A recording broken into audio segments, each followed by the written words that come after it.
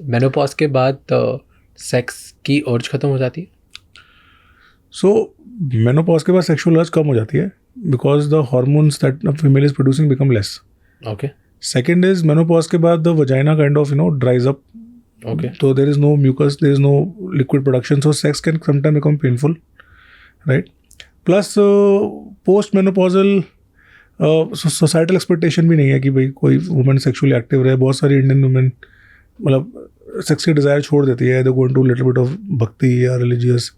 ठीक है, तो उस टाइप से. बट आई थिंक जैसे वेस्ट में है, तो वेस्ट में there is after women goes to menopause they go to HRT, hormone replacement. And then they're able to get back almost the kind of sex drive that they had. तो वहाँ तो बहुत common है. क्या होता है HRT? HRT is hormone replacement therapy. India में होती है? इंडिया में भी होती है. Okay. But less women access it. क्यों? Because HRT के कुछ साइड इफेक्ट्स हैं. जैसे HRT can predispose to more cancers.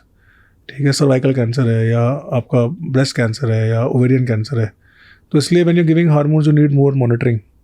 ठीक है. प्लस HRT के अंदर इंजेक्टेबल भी आते हैं, ओरल भी आते हैं. You have applicants also. तो हर लेडी का अपना डिज़ायरस लेवल के ऊपर होता है. ठीक है. प्लस इंडिया में अगेन टैबू है, मतलब सेक्सुअल एक्सपेक्टेशन रखना.